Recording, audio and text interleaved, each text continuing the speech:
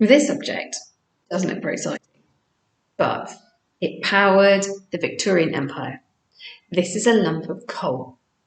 Coal is made from plants that first turn into peat and then get buried underground, and through pressure, millions of years and extreme heat, they carbonise to become a lump of carbon with some other chemicals thrown in, but mainly carbon. When it's then burnt, it releases a huge amount of energy in the form of heat. The Victorians used that energy to power their empire. Can you think for me of a trade or a way in which the Victorians used coal to power their empire?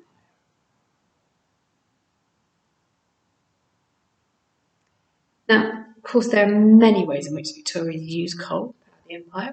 One example would be they used coal to power their steamships. They used coal to power their steam trains.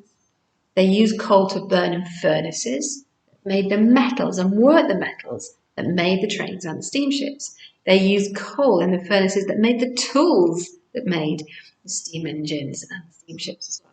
Huge number of uses. In Manchester, where they had lots of cotton factories, those cotton factories were powered by coal fires and smoke billowed out of the chimneys. If you have a piece of pottery, a piece of china, if that was made in this country, the furnaces that made it, that heated it up, were powered by coal.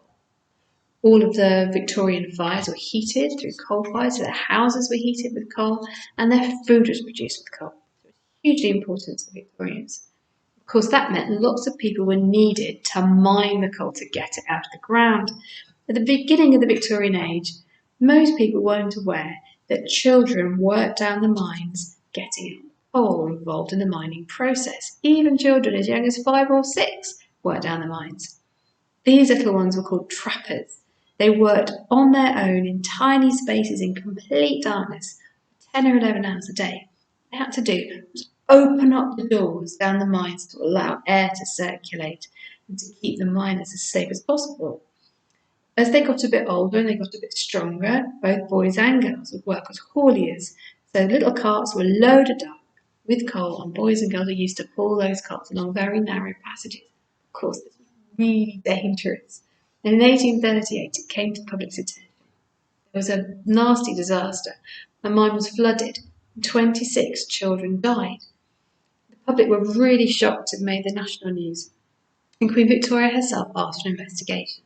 The man who led this was the 7th Earl of Shaftesbury. He conducted an investigation where they asked children down the mines and asked the women and the men what conditions were like working in such dangerous places. This resulted in a big report which changed the law. So in 1842, it was illegal to employ women, boys and girls under the age of 10 down the mines. A few years later, it was banned for boys up to the age of 12. But it was still very dangerous working down the mines. The men who worked down there did have accidents. And in the 1870s and in the 1880s, it wasn't uncommon for up to 1,000 people a year to die working down the mines. Coal had other consequences as well. As I said, it's made of carbon. It has some other chemicals in it as well. If you're burning it in really big quantities, it really produces coal gas. Nasty things like tar and other chemicals in it that are incredibly bad for you. It makes it very difficult to breathe, and it has lots of long-term consequences as well. In London became famous for having nasty fogs, where all the smoke from the coal fires mixed with damp air. If it wasn't windy, this sort of fog would sit over London and cause lots of breathing problems. There was one case where 800 people in a extra died in London because of a particularly nasty fog that lasted over 3 days. You can see it has a huge impact. In towns like Manchester, where the factories were burning a lot of coal on a regular basis, people began to develop a condition called rickets. This happens when the bones in your body get a bit bendy because they're not getting enough vitamin D that comes from sunlight. The coal fires had created such a lot of smoke and smog that people weren't getting enough sunlight on their skin. Or other conditions as well. The coal will get into the rainwater that affected the whole body, and it can cause cancers. And we know today it can also cause longer term conditions like Parkinson's disease. So I said this was long coal. In fact, I'm cheating a bit. This is fake coal.